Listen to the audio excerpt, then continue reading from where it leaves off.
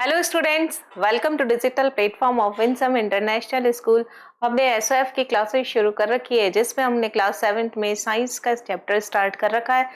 Chapter number 2 जो है heat, और ये हमने चैप्टर एक्सप्लेन कर लिया है पिछले कुछ 2 सेशन में। और आज हम करने जा रहे हैं इसके एक्सरसाइज के क्वेश्चन, अचीवर्स के क्वेश्चन और एसओएफ के क्वेश्चन। तो देखते हैं सबसे पहले हम एक्सरसाइज के क्वेश्चन क्या है। फर्स्ट क्वेश्चन देखिए, 3 ऑब्जेक्ट है X Y and Z, masses इनके 1 kg 2 kg एंड 3 kg है, at temperature 50 60 and 40 degree centigrade are placed in contact with each other. The direction of heat flow is. क्या कहना चाह रहा है ये देखिए, जो चीज ये कह रहा है उसे हम बना देते हैं। जैसे मेरे पास एक 3 ऑब्जेक्ट्स है, बड़ा बना लेते हैं। पहला 1 kg है, ये 1 kg। दूसरा जो है वो 2 kg है, थोड़ा सा बड़ा बना लेते हैं। दिस वन इज 2 kg, ऐसे बड़ा बना लेते हैं। And another one is 3 kg, another one is 3 kg, ये और बड़ा बना लेते हैं। ठीक है, ये कितना है 1 kg है, ये कितना है 2 kg, और ये कितना है 3 kg। Here temperature of x, this one is x, this one is y and this one is z. Now temperature is 50 degree centigrade and this one is 60 degree और this one is 40 degree centigrade. Contact में रखा हुआ है, ये इसीलिए हमने एक दूसरे के पास रखा है क्योंकि ये लिखा है contact with each other. The direction of heat, direction of heat क्या कैसे निकालते हैं हम? डायरेक्शन ऑफ हीट क्या होती है? Higher temperature to lower temperature. क्या होती है? हायर टेम्परेचर टू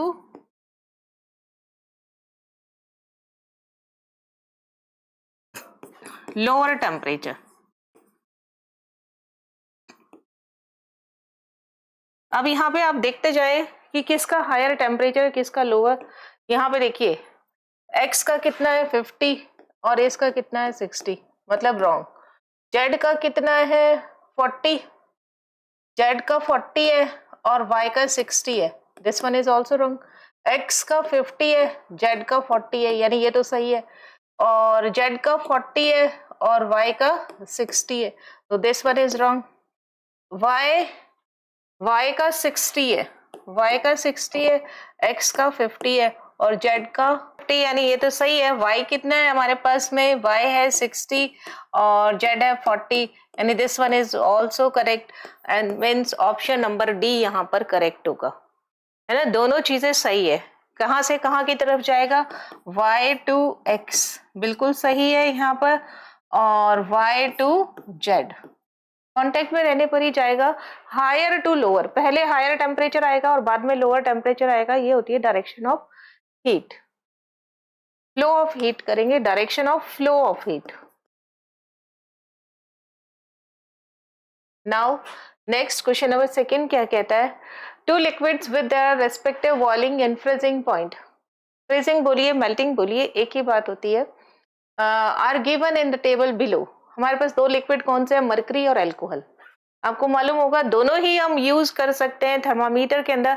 अगर हमें लोअर टेम्परेचर की, ज्यादा लोअर टेम्परेचर की जरूरत है मेजर करने की, तब हम अल्कोहल यूज करते हैं, अदरवाइज हम मरकरी यूज करते हैं। मरकरी का मेल्टिंग पॉइंट या फ्रीजिंग पॉइंट -39 है और ये कितना बॉइलिंग 357 डिग्री।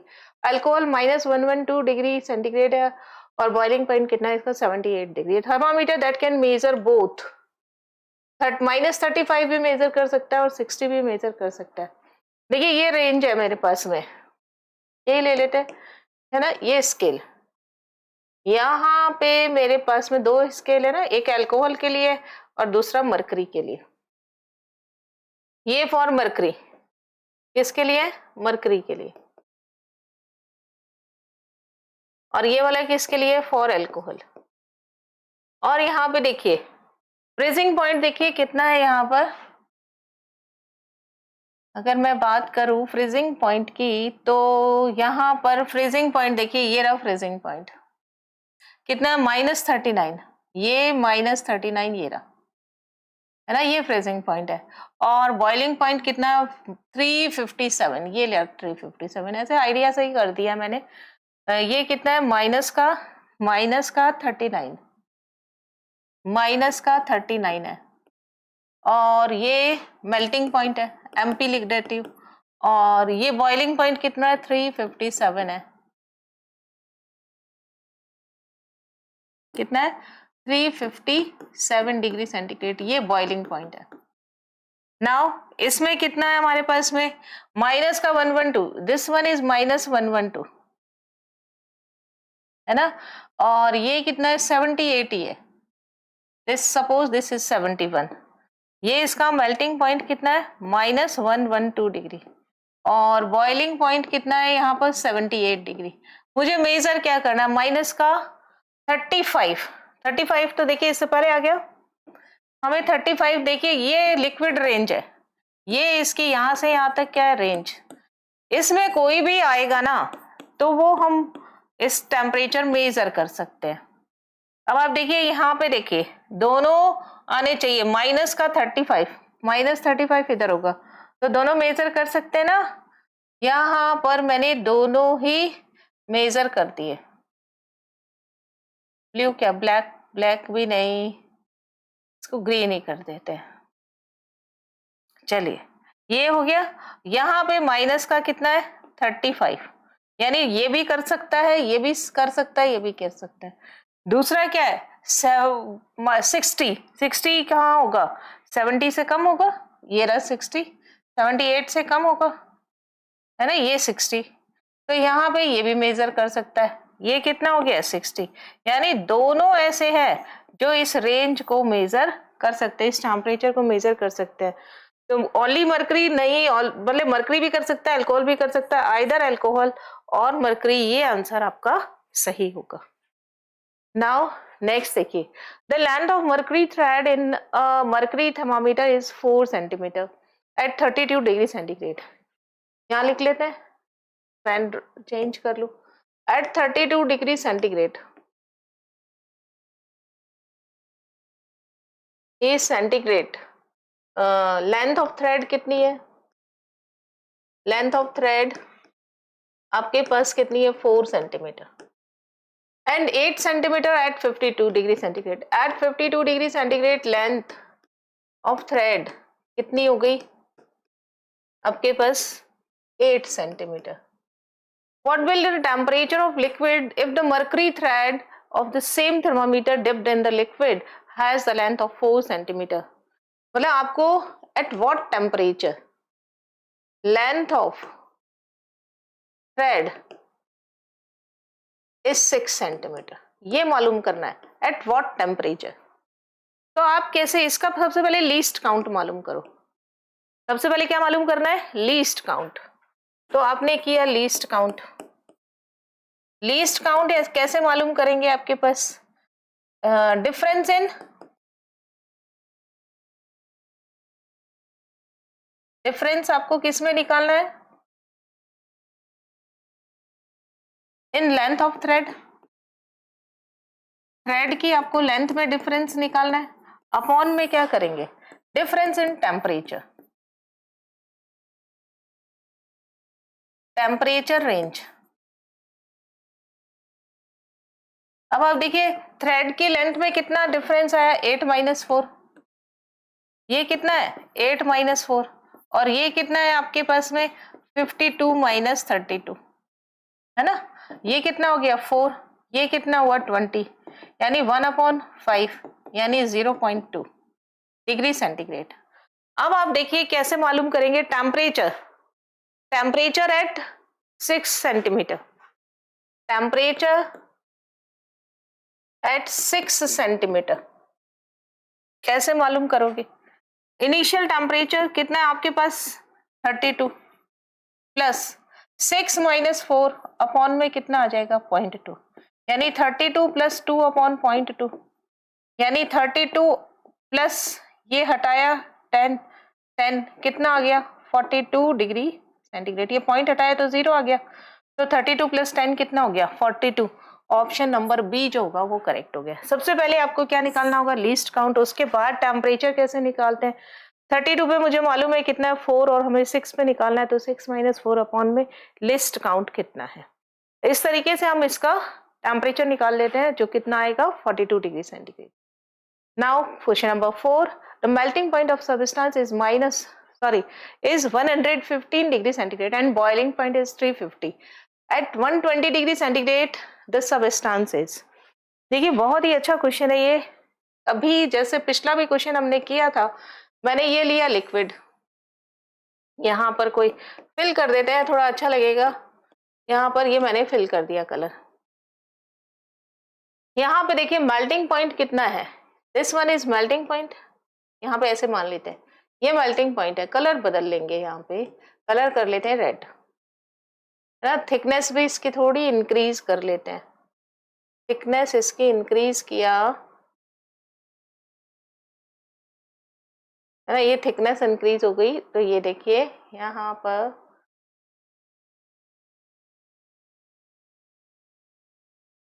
है ना, थिकनेस ऐसे बढ़ा सकते थे, वैसे ध्यान नहीं रहा।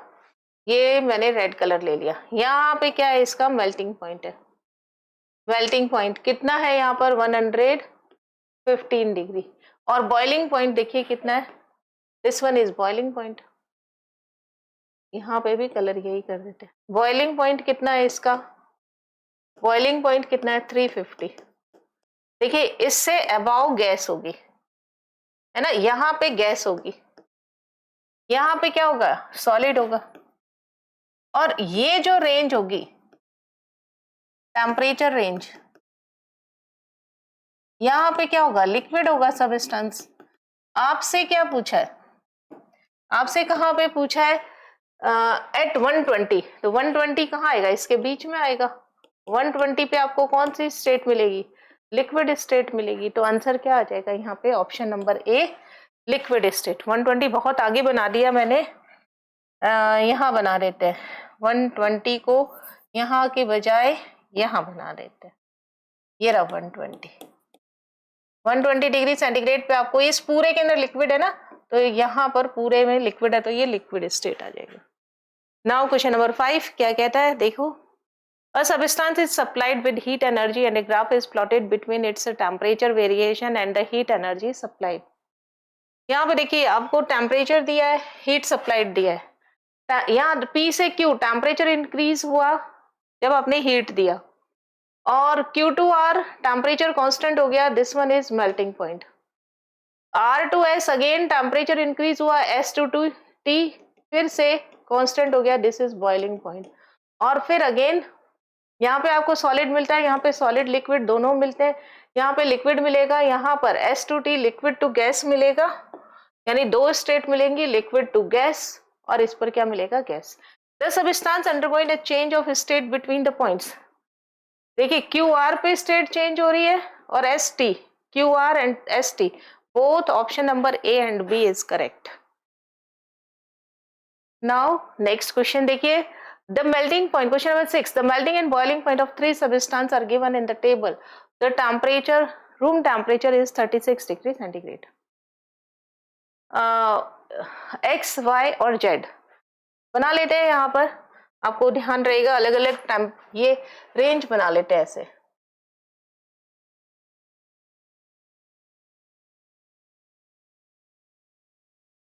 है ना। ये X बनाया मैंने, ये Y बना लिया, और यहाँ पे मैंने Z बना लिया। अलग अलग कलर से इनको फिल कर देते हैं। इसको मैं रेड कलर से कर देती हूँ, इसको मैं ग्रीन कलर से कर देती हूँ, और इसको मैं ब्लू कलर से कर देती हूँ। हो गया। अब यहाँ पे देखिए मेल्टिंग पॉइंट की बात करते हैं हम। एक्स के लिए 20 डिग्री है, यहाँ पे 20 डिग्री है, 20 डिग्री। ये एमपी है, सब पहले और बाद वाले क्या है, बीपी है।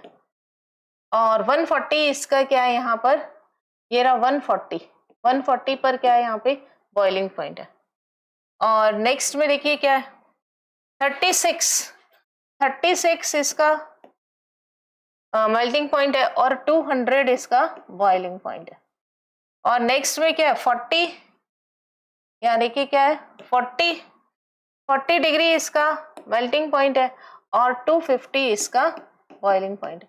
यहाँ पे गैस मिलेगा, गैस मिलेगा, और इधर भी गैस मिलेगा, इधर आपको सॉलिड मिलेगा, यहाँ पे भी सॉलिड मिलेगा, यहाँ पे भी सॉलिड मिलेगा, और इसके बीच में क्या मिलेगा? Liquid, liquid, liquid. यहाँ पे लिक्विड मिलने वाला है। Choose the correct option. Substance x will be liquid at room temperature. Room temperature कितना है? 36 पर लिक्विड। बिल्कुल सही बात है, ये सही स्टेटमेंट है। Solid and liquid state of substance Y को एग्जिस्ट एट रूम टेम्परेचर। बिल्कुल सही है, 36 पर मेल्टिंग पॉइंट पर सॉलिड और लिक्विड दोनों मिलते हैं, ये भी बात करेक्ट होगी। Substance Z will be in solid state at room temperature. बिल्कुल सही है, क्योंकि 40 मेल्टिंग पॉइंट है तो 36 पे क्या मिलेगा आपको? सॉलिड ही मिलेगा। Substance x undergo vaporisation eight room temperature at the temperature 140 पर वो वेपोराइजेशन स्टार्ट हो जाएगा। बिल्कुल सही बात है यहाँ पर, यानी all options are correct. All of these answer जो होंगे वो ऑल ऑफ डीज इसमें सही हो जाएगा। नाउ नेक्स्ट क्वेश्चन देखते हैं, question number 7। A substance having a temperature of 60 degree centigrade is immersed in water which is at the temperature of 30 degree centigrade, the temperature of system will be. क्या कह रहा है? दोबारा से पढ़ते हैं। A substance having a temperature 60 degree, एक substance है, जैसे मैं यहाँ बना देती हूँ, ये मैंने यहाँ पर बीकर में एक सबस्टेंस लिया है, इसका टेम्परेचर कितना है? 60 degree. Is emerged in water, पानी में डुबो दिया इसको, which is at the temperature of 30 degree centigrade. यहां मैंने लिया वाटर, ये तो है मेरे पास सबस्टेंस, यहाँ पे मैंने लिया 30 डिग्री सेंटीग्रेड पे वाटर लिया, तो वाटर तो कौन सी स्टेट में होगा? लिक्विड स्टेट में। The temperature of system will B, ये 30 डिग्री 60 डिग्री वाला इसमें पूरा का पूरा हमने इसमें इमर्ज्ड कर दिया, डाल दिया। तो आप बताइए कि इस लिक्विड का टेम्परेचर कितना हो जाएगा? देखिए 30 वाला क्या करेगा? टेम्परेचर को राइज करेगा, 60 वाला अपना टेम्परेचर क्या करेगा? डाउन करेगा, और दोनों का टेम्परेचर क्या हो जाएगा? इक्वल हो जाएगा। यानी 30 से तो ज्यादा होगा और 60 से क्या हो गया? कम होगा। यानी ऑप्शन नंबर डी करेक्ट होगा, in between 30 degree centigrade and 60 degree centigrade. Now question number 8 क्या कहता है? In the given figure variation of temperature with time is recorded by the thermometer X and Y. X and Y यहाँ पर thermometer से हमने temperature record किया। यहाँ देखिए, यहाँ पे सॉलिड के कुछ क्रिस्टल्स दिखाई दे रहे हैं, और जब आप इसको गर्म कर रहे हो तो ऐसे कॉन्वेक्शन हो रहा है और लिक्विड में कन्वर्ट हो रहा है। Which of the following statement is true about? इसके लिए कौन सा स्टेटमेंट सही है? एक्स रीड्स 0 डिग्री, वाटर ही है यहाँ पर, ऐसा कुछ लिखा नहीं है। X reads 0 degree, Y reads rise in temperature. देखिए हो सकता है कि ये 0 डिग्री हो, क्योंकि यहाँ पे क्रिस्टल दिए हैं तो सॉलिड स्टेट है, और वाई टेम्परेचर क्या कर रहा है? राइज हो रहा है। X and Y read rise in temperature, no, X में टेम्परेचर अभी राइज नहीं होगा, क्योंकि अभी सॉलिड है, सॉलिड से लिक्विड में वो कन्वर्ट हो रहा है। जब सॉलिड से लिक्विड में कन्वर्ट होता है तो उस समय टेम्परेचर इंक्रीज नहीं होता।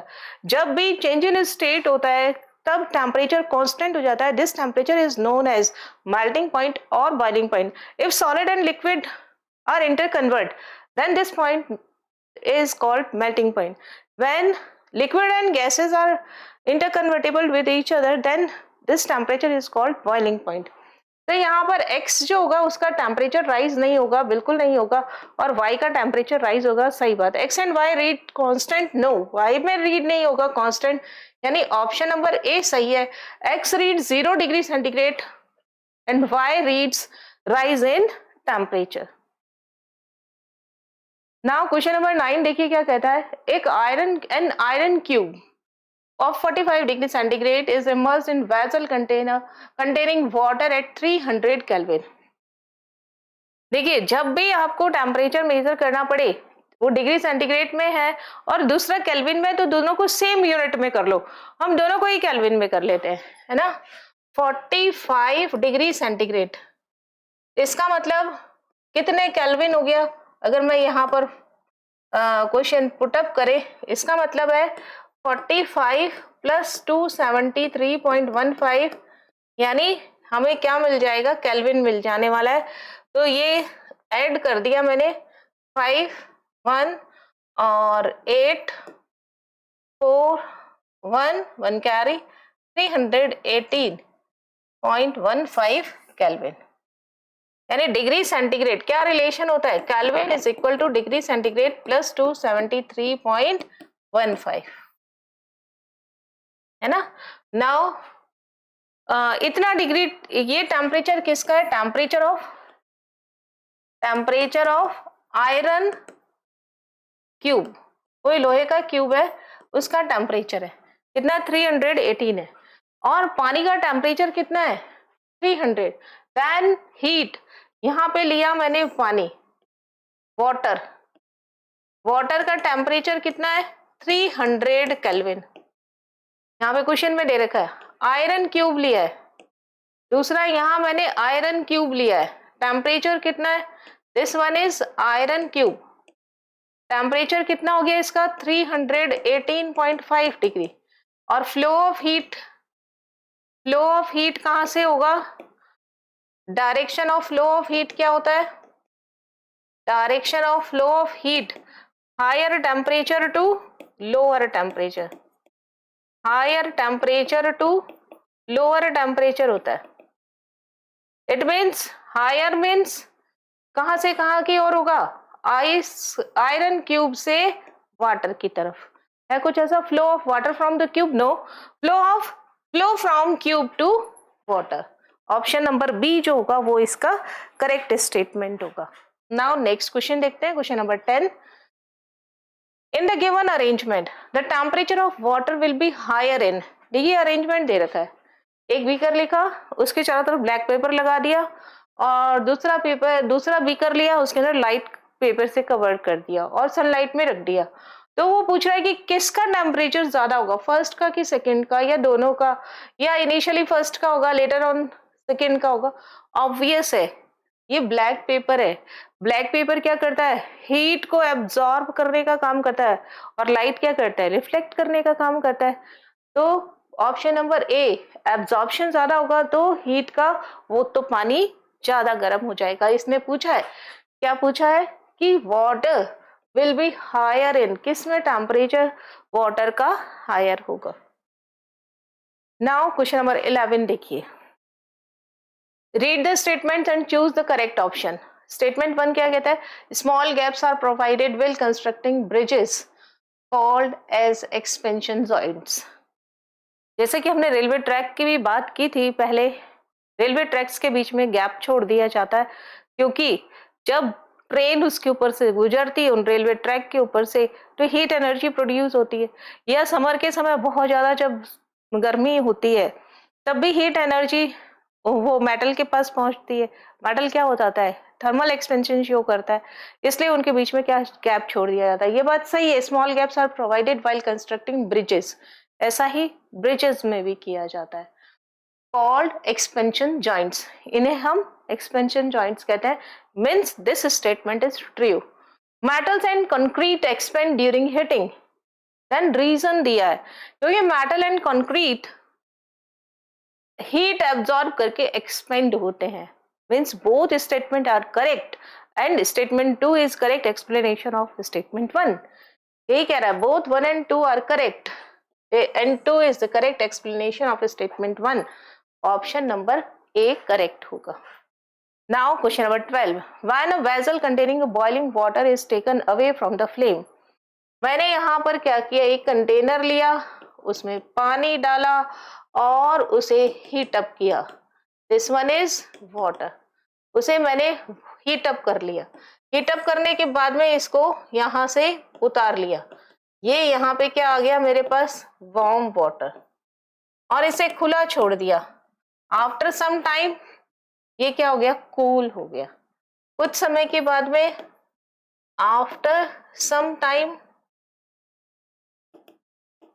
वाटर कूल्स, ठंडा हो गया, गर्म पानी था वो ठंडा हो गया। The mode of heat transfer is, यहां से गर्म पानी से ठंडा पानी बनना, ये कौन सा मोड होता है, conduction, convection, radiation, and B and C. Option क्या आएगा, रेडिएशन। नाउ रेडिएशन के थ्रू ही ये यहाँ पर ठंडा हो रहा है। नाउ नेक्स्ट देखिए question number 13, which packet of ice will melt first? कौन सबसे ज्यादा पहले पिघल जाएगा, मेल्ट हो जाएगा? आइस क्यूब है, मैंने यहाँ पे आइस क्यूब्स ली, बहुत सारी आइस क्यूब्स ली यहाँ पर। पहला मैंने इसके चारों तरफ किसका जैकेट लगा दिया, ये जैकेट किसका है? थर्मोकोल का। ये जैकेट यहाँ पे क्या है? थर्मोकोल का है। लिख देते हैं यहाँ पे इसके अंदर, ये क्या है? थर्मोकोल।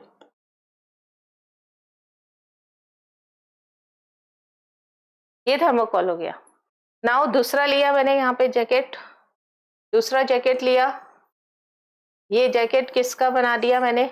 आइस क्यूब्स तो ऑलरेडी वैसे की वैसे ही है जैसा हमने पहले लिया था, और इस पर एल्यूमिनियम फॉइल है। यहाँ पे कौन सी फॉइल है? एल्यूमिनियम फॉइल है। दूसरा कलर ले लेते हैं, ब्लैक। एल्यूमिनियम फॉइल है। तीसरा क्या किया? एक और जैकेट लिया। ये जैकेट अब की बार किसके कर लिया मैंने? कॉटन का कर दिया। ये आइस क्यूब्स है ना, यहाँ पे मैंने क्या किया? कॉटन ले लिया। इसको यहाँ बंद कर देंगे तो ये बाहर नहीं जाएगा।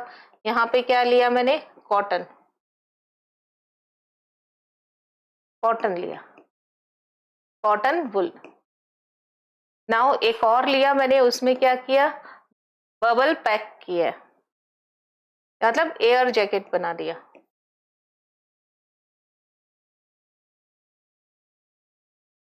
ये आइस क्यूब, सब जगह अंदर तो आइस क्यूब है। ये क्या है? आइस। यहाँ पे भी क्या है? आइस। यहाँ पे भी क्या है? आइस। पे भी आइस। और इसको कवर मैंने किससे कर दिया? इससे कर देते, ठीक है। ये क्या है? बबल पैक है। देखिए ये क्या पूछ रहा है, कौन किस में सबसे जल्दी मेल्ट हो जाएगी? तो आप देखिए कॉटन, यहाँ पे देखिए क्या चीज है ये? कॉटन, ये थर्मोकोल, कॉटन और ये बबल, ये तीनों क्या चीज है? इंसुलेटर है। यानी no transfer of heat, no transfer of heat. इसका मतलब ice melt slowly, that is ice melts slowly. यहां पे क्या होगा? इस केस में क्या होगा? It is good conductor of heat, so ice melt easily। तो सबसे पहले आपको किस में मिलेगा? आइस किस में मेल्ट होगी? One covered it with aluminium foil. Next देखिए क्या कहता है question, a lid which is too tight and difficult to remove can be removed easily. एक लिड जो कि बहुत टाइट हो गया है, बहुत ज्यादा टाइट है और डिफिकल्ट टू रिमूव, उसे खोलना मुश्किल है। कैन बी रिमूव्ड इजिली, आप उसे आसानी से रिमूव कर सकते हैं। कैसे कर सकते हैं? Heating the lid, cooling the lid, either heating और cooling, first heating then cooling. तो यहाँ पर हम क्या करते हैं, थोड़ा सा चीज को गर्म कर दो तो वो क्या होगा? वेपर बनेगी और इजिली लिड जो होगा वो हट जाएगा। तो ये आंसर क्या आ जाएगा? Heating the lid. Now question number 15, which of the following statement is incorrect? कौन सा स्टेटमेंट यहाँ पर इनकरेक्ट है? Heat is exchanged between two bodies when their temperature are different. अगर टेम्परेचर डिफरेंट होगा तो हीट एक्सचेंज होगा, ये बात तो सही है। हमें तो क्या पूछा है? इनकरेक्ट पूछा है। When heat energy is supplied to an object it expand, ये भी बात सही है ना। थर्मल एक्सपेंशन हम इसी को कहते हैं। किसी को ऑब्जेक्ट को अगर हम हीट देंगे तो वो एक्सपेंड होगा, it is thermal expansion. Land breezes and sea breezes are form due to convection, बिल्कुल सही बात है। Convection of heat, heat energy is received by us from the sun by the process of conduction. Conduction नहीं है भाई, conduction क्या होता है कि जब हम लोहे की छड़ को एक सिरे से गर्म करते हैं तो दूसरे सिरा भी गर्म हो जाता है।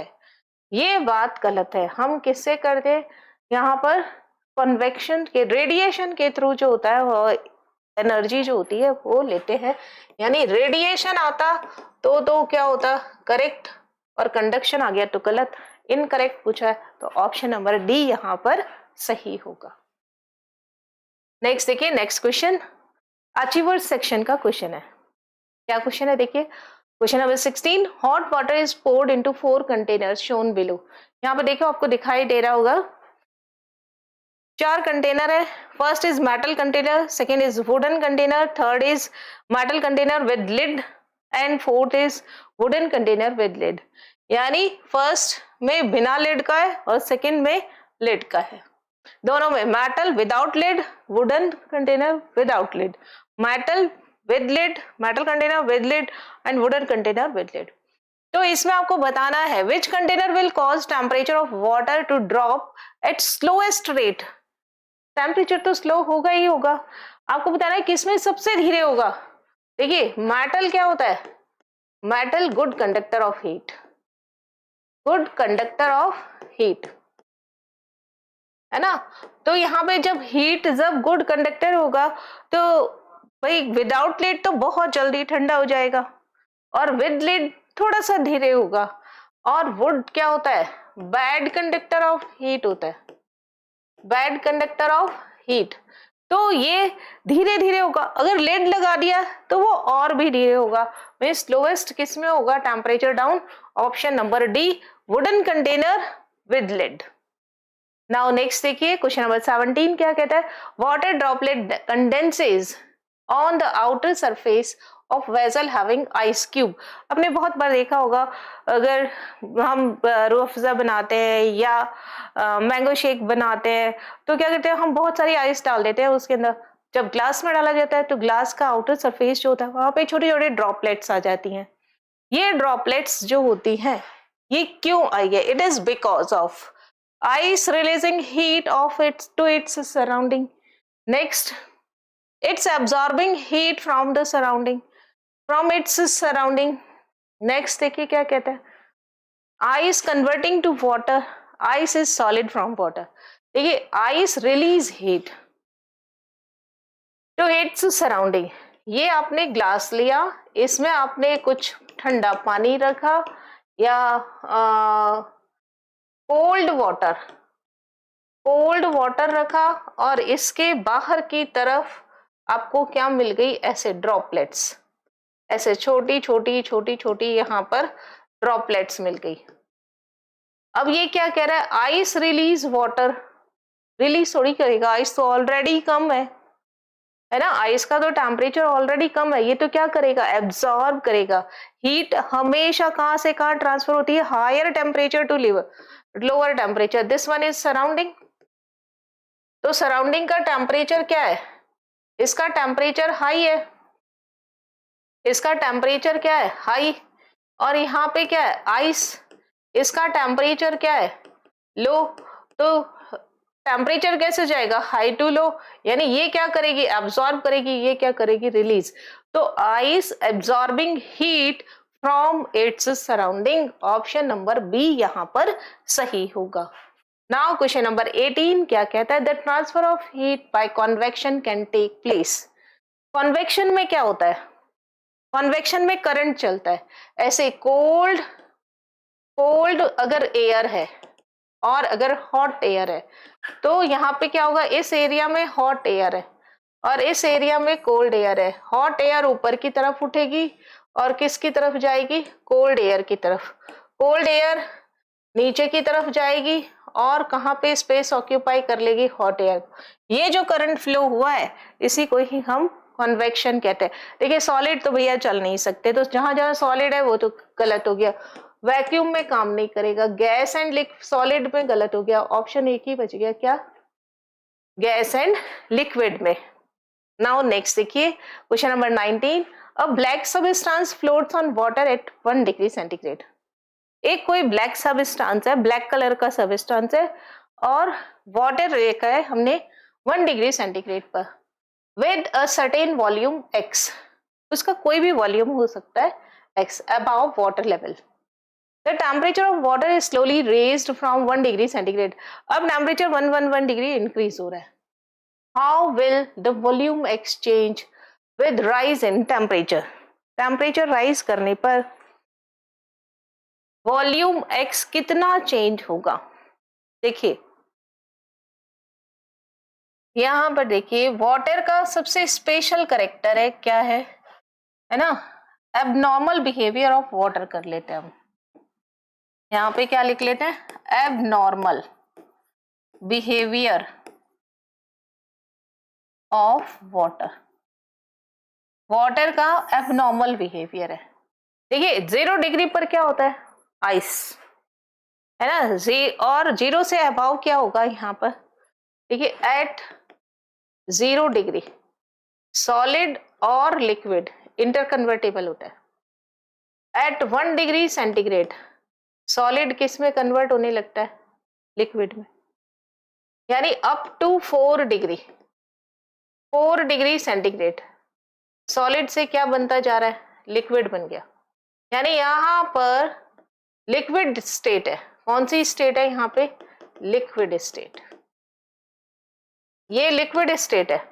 और जब भी यहाँ पे एबनॉर्मल क्यों है, देखिए सॉलिड का वॉल्यूम क्या होता है, कम, और लिक्विड का वॉल्यूम क्या होता है, उससे ज्यादा, क्योंकि मॉलिक्यूल क्या हो गए, दूर दूर।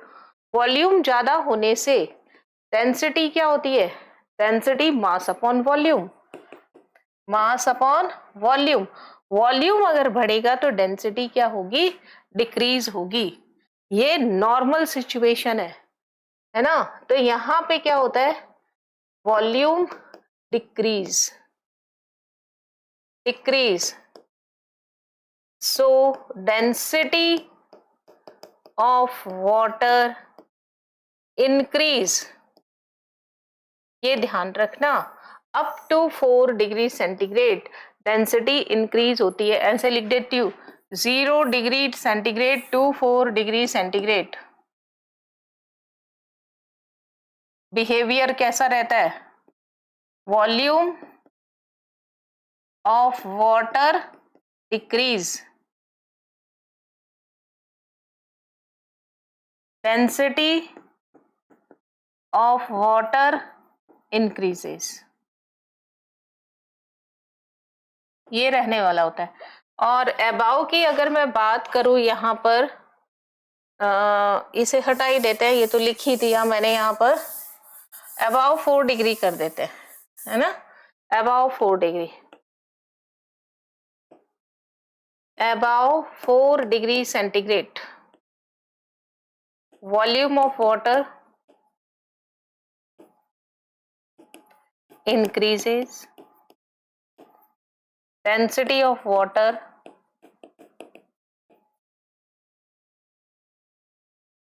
decreases। यहाँ पे फॉर्मूला दोबारा लिख लेते हैं, density is equal to mass upon volume. के 4 डिग्री तक वॉल्यूम डिक्रीज होगा, डेंसिटी इंक्रीज होगी, यानी हाईएस्ट डेंसिटी किस पे होगी, 4 डिग्री पे। और अबाव 4 डिग्री क्या होगा, यहाँ पे वाटर का केस है, एक्सेप्शन है यहाँ पर। इन नॉर्मल कंडीशन, यहाँ लिख देती हूँ मैं, in normal condition above melting point,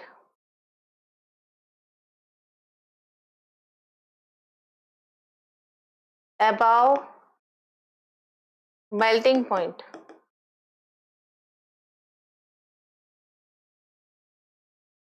volume क्या होगा यहाँ पर, इंक्रीजेज, जो 4 डिग्री के बाद में होता है ना वही, एंड डेंसिटी डिक्रीजेस। ये नॉर्मल है, ये नॉर्मल बिहेवियर है वाटर का। और लेकिन 0 to 4 क्या होता है, एब नॉर्मल बिहेवियर होता है। ये नॉर्मल बिहेवियर है, ये सभी सॉलिड्स में ऐसा होता है। तो इसका मतलब एक्स विल डिक्रीज। आपसे क्या पूछा है यहाँ पे, वॉल्यूम चेंज पूछा है, वॉल्यूम चेंज पूछा है भाई। X will decrease till 4 degree, no, volume तो यहाँ पे देखिए क्या कह रहा है, 4 डिग्री देन इंक्रीजेस। यहाँ पे आपसे क्या कहा है, x will increase till 4 degree and then decreases. Density पूछ रहा है, x will increase at till 4 degree and then decreases. D option यहाँ पर करेक्ट होगा। ओके, नाउ नेक्स्ट क्वेश्चन देखें क्या कहता है। Question number 20, the diagram shows a brick wall between a man and camp fire. ये कैंप फायर चल रहा है, ये मैन है, यहाँ पे एक दीवार खड़ी है। Now how does thermal energy from the camp fire reach the man. Camp fire की जो हीट है वो कैसे इस नॉर्मल व्यक्ति तक पहुंच रहा है। तो सबसे पहले इससे रेडिएशंस निकलते हैं, ये रेडिएशन क्या करेंगे, कंडक्शन का काम करेंगे, और फिर इससे फिर रेडिएशंस निकलेगा। तो यानी ऑप्शन नंबर ए यहाँ पर करेक्ट हो जाएगा। नाउ एसओएफ के क्वेश्चंस देखते हैं। क्वेश्चन नंबर 1 क्या कहता है, 2 holes of unequal diameter D1 and D2। ये डायमीटर दे रखा है, एक D1 है और दूसरा D2 है। डायमीटर D1 स्मॉल ग्रेटर है, ये D1 है ना, ये बड़ा है, और D2 क्या है यहाँ पे छोटा। Are cut in metal sheet if the sheet is heated then. अगर हम इस शीट को हीट करते हैं तो क्या होगा, देखिए दोनों को हीट कर रहे हैं ना एक साथ, और हीट करने पर एक्सपेंशन होता है मेटल का, यानी D1 and D2 both increase होंगे। नाउ क्वेश्चन नंबर 2 क्या कहता है, देखो, the melting point and boiling point of 3 substance are given in table. 20 degree melting point है, 140 बॉइलिंग है x का, ये 36 है, 200 मेल्टिंग कितना है y का 36, और बॉइलिंग कितना है 200। z का मेल्टिंग कितना 40 डिग्री, और बॉइलिंग कितना है यहाँ पर 250।